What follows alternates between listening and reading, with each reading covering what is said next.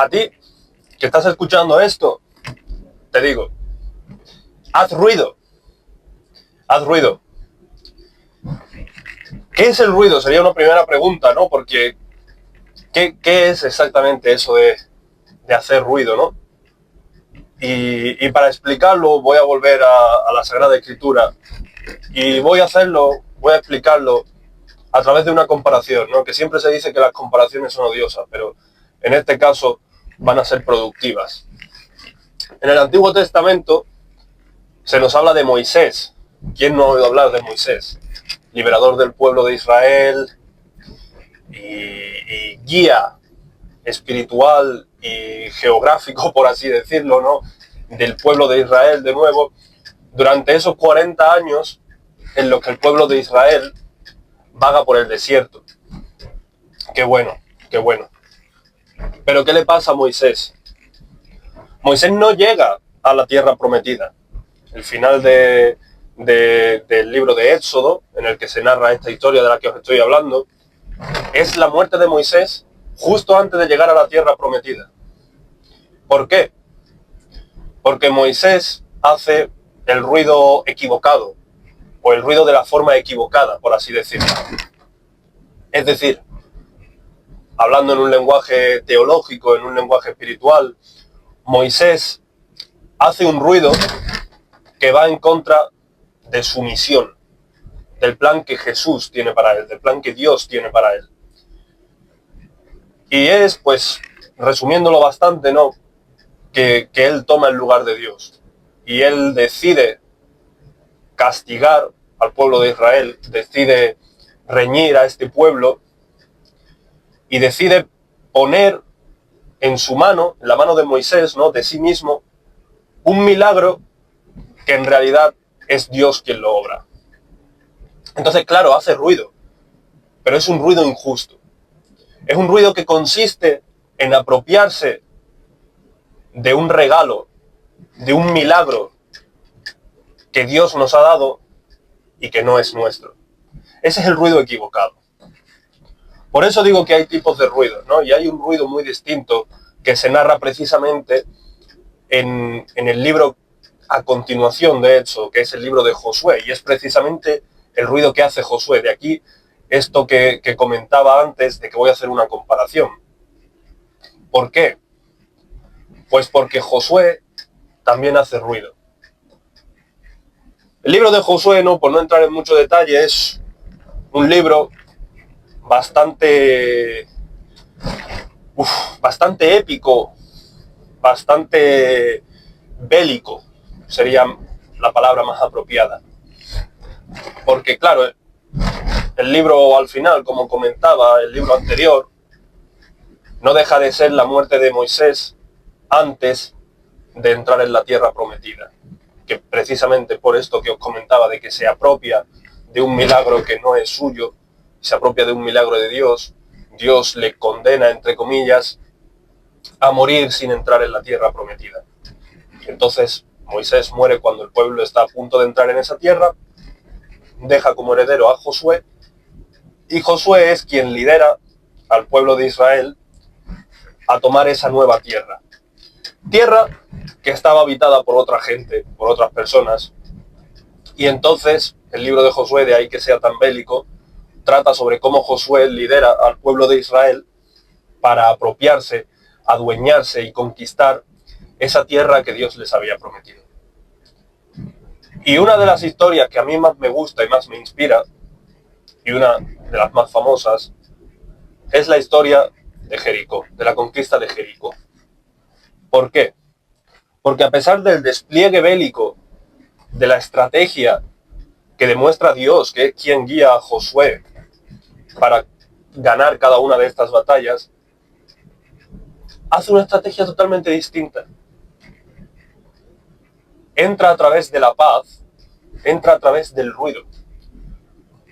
No hace una guerra de desgaste, como se suele llamar, ni nada por el estilo, sino que alrededor de las murallas de Jericó, que eran unas murallas muy bien construidas, muy sólidas y que por tanto era muy difícil entrar en esa ciudad,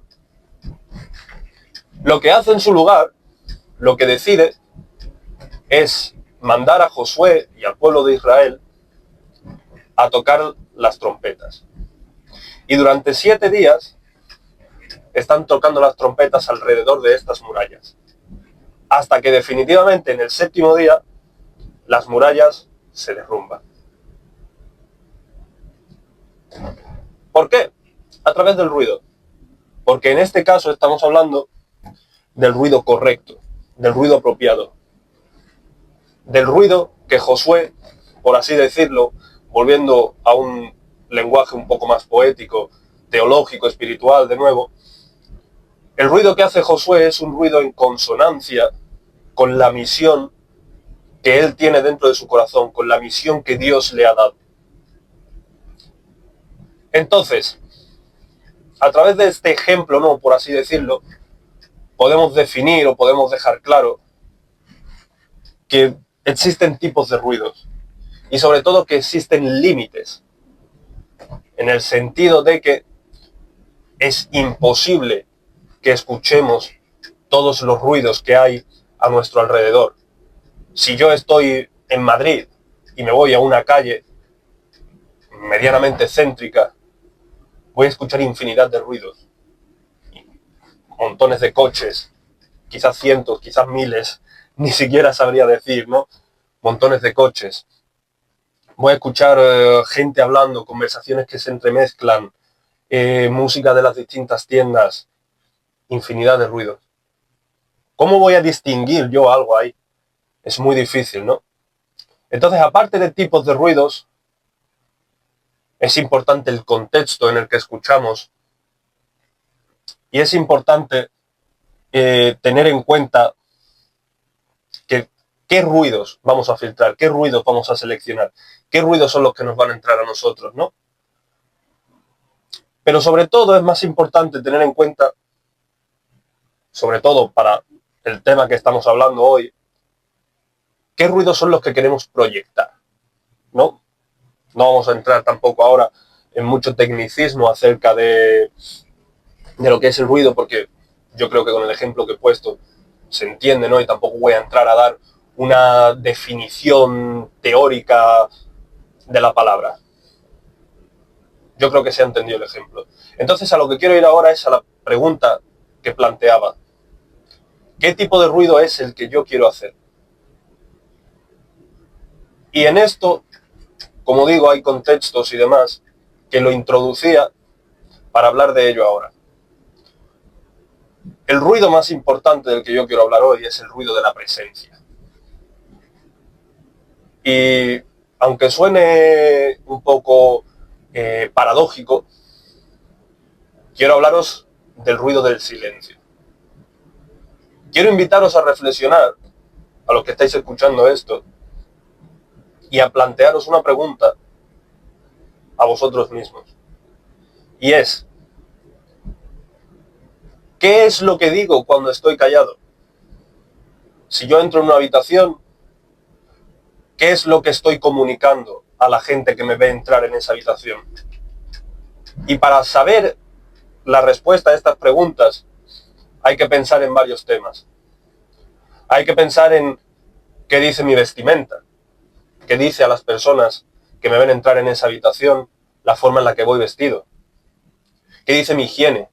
¿Voy afeitado? ¿Voy bien peinado? ¿Tengo el pelo grasiento? ¿Lo tengo limpio? ¿Cuándo fue la última vez que me afeité? ¿Qué forma tiene mi vello, ¿no? Mi barba? ¿La he cuidado realmente? ¿Me he parado realmente a buscar pues un vello facial que me favorezca? A lo mejor me favorece más una barba, a lo mejor me favorece más un bigote. ¿Me he parado a pensar estas cosas? Y si lo he hecho y lo mantengo, ¿con qué frecuencia lo cuido, ¿no? Y qué verdadera importancia le doy, qué cuidado le doy. ¿Cómo huelo? ¿Me he echado desodorante? ¿Me he echado colonia? ¿Cuido estas cosas? Eso es importante. Eso es importante.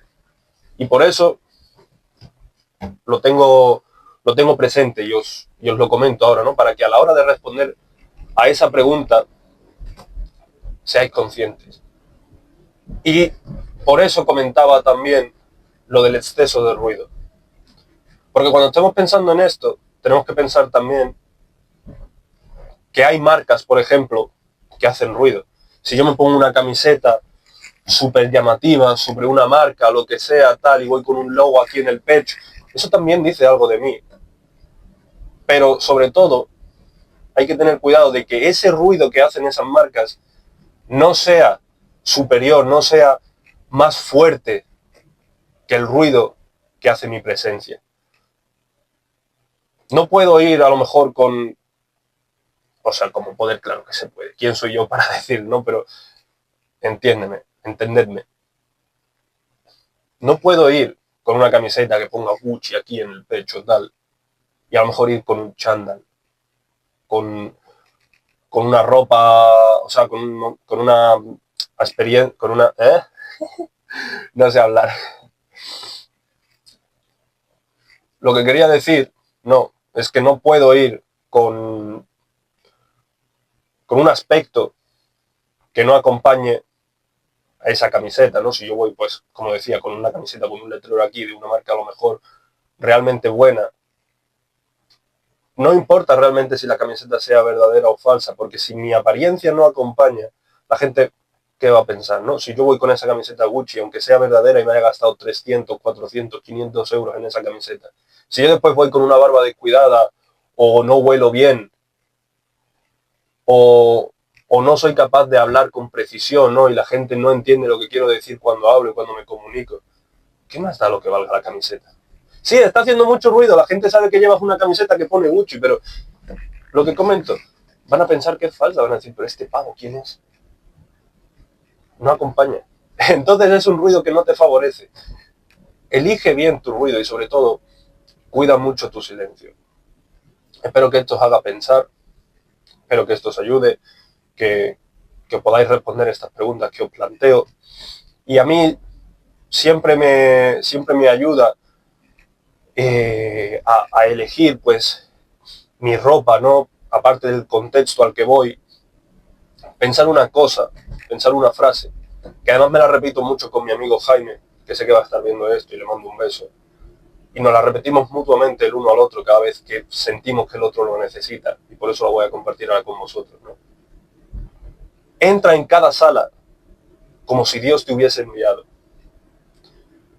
Si tú entras sabiendo perfectamente qué es lo que estás comunicando con tu presencia y sabes en qué contexto vas a entrar con muchísima seguridad. Vas a entrar con la seguridad de saber que estás comunicando expresamente eso que quieres decir, ¿no? Pero cuánto más seguro vas a estar si entras seguro y confiado de que estás entrando ahí porque Dios quiere que entres, porque Dios te ha enviado.